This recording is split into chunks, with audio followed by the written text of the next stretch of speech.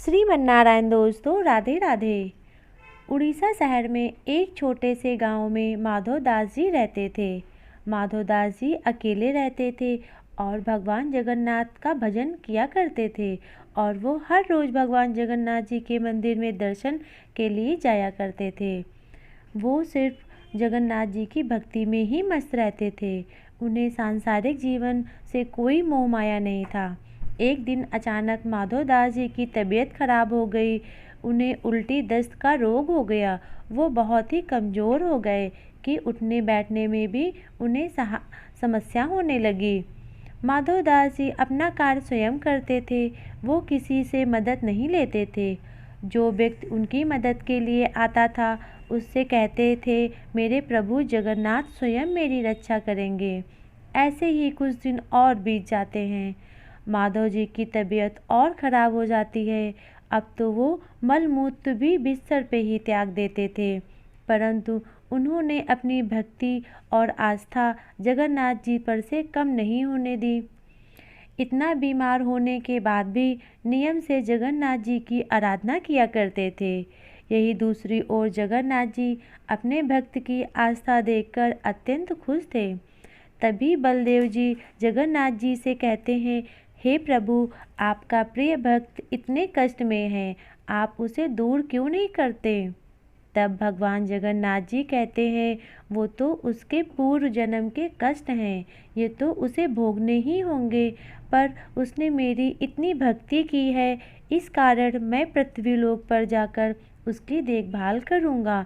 तब स्वयं जगन्नाथ जी सेवक के रूप में माधव जी के पास उसकी सेवा करने के लिए जाते हैं।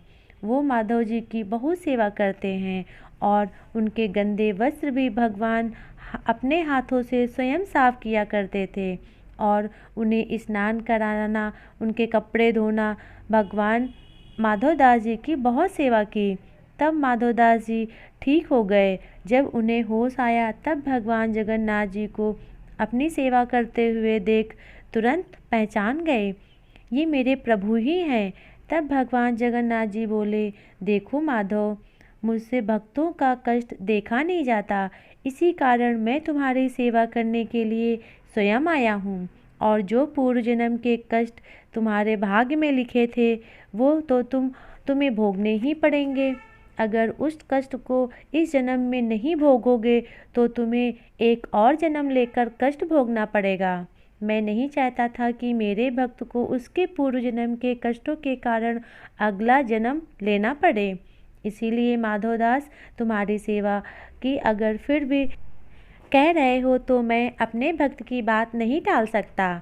अब भी तुम्हारा यह रोग 15 दिन का और शेष है, इसीलिए वो 15 दिन का रोग मैं ले लेता हूँ। तब भगवान ने 15 दिन का रोग माधवदास जी से स्वयं ले लिया। फिर भगवान जगन्नाथ जी 15 दिन के लिए बीमार रहते हैं। तब से आज तक हर वर्ष यही चलता आ रहा है। जेठ पूर्णिमा को भगवान जगन्नाथ जी को ठंडे जल से स्नान कराया जाता है। स्नान के बाद भगवान को बुखार आ जाता है। तब 15 दिन तक भगवान जगन्नाथ जी को एकांत कक्ष में रखा जाता है, जहाँ केवल उनके सेवक ही दर्शन कर सकते हैं। इस दौरान भगवान जगन्नाथ जी को फल का रस, औषधि और दलिया का भोग लगाया जाता है और रोग मुक्त करने के लिए उन्हें काढ़ा भी पिलाया जाता है। भगवान के स्वस्थ होने पर अपने भक्तों से मिलने के लिए रथ पर सवार होकर बाहर निकलते हैं, जिसे हम रथ यात्रा कहते हैं। इस रथ यात्रा में भगवान जगन्नाथ जी के साथ साथ उनके भाई और बहन बलदेव, दीदी सुभद्रा भी रथ की यात्रा में निकलती हैं। रथ यात्रा प्रतिवर्ष आषाढ़ मास की शुक्ल पक्ष की द्वितीय तिथि को निकलती है।